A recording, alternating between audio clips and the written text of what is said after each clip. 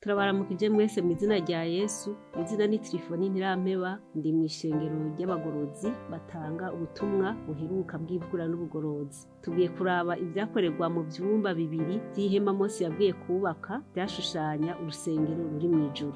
Muzobisoma muri Kuvayo 40 muzohere ku murongo wa mbere mumanuke. Igihe Imana yashaka kubana n'Abisirayeli, yarahamagaye Mose iramubwira, iramuha amategeko y'ingene yubaka urusengero, ihema. Iryo hema ryari rigizwe n'ivyumba bibiri, ahera n'ahera cane. Aho hera, igihe cose umuntu yaba yakoze icaha, yaritwarira ikimazi c'ivyaha vyiwe, igikoko kitagira agasembwa kandi kitazira, we nyene akagicumita, hanyuma amaraso umuherezi akayatora akayamijira ku gihuzu cagabura ahera n'ahera cane, kuko inyuma y'ico gihuzu niho hari isanduku arimwo amategeko 10. Uwo munyavyaha rero yaba yacumuye kwayo mategeko, ni ukuvuga yuko ivyaha yaba yakoze vyaguma aho hera.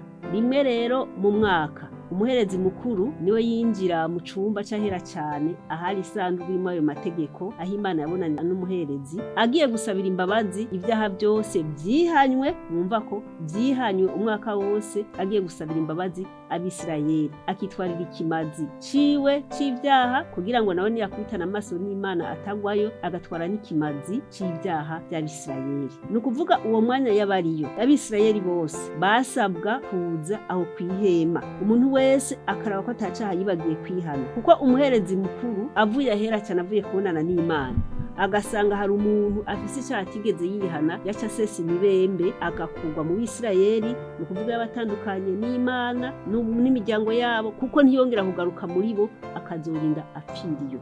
Ivyo rero ibintu bakora rero vyashushanya, bwari ubuhanuzi bw'iki gihe bw'ikintu Yesu ariko aradukorera mw'ijuru. Ubu Yesu yagiye ahera cane, ariko aradusabira imbabazi za nyuma, ariko arabura urubanza akagenzuzi uhereye ku bapfuye gushika n'abariho ubu. Rero niyo mpamvu dukwiye kumenya ngo mbega mw'ico gihe c'umunsi w'impongano, ko natwe turi ku munsi w'impongano, dukwiye gukora iki?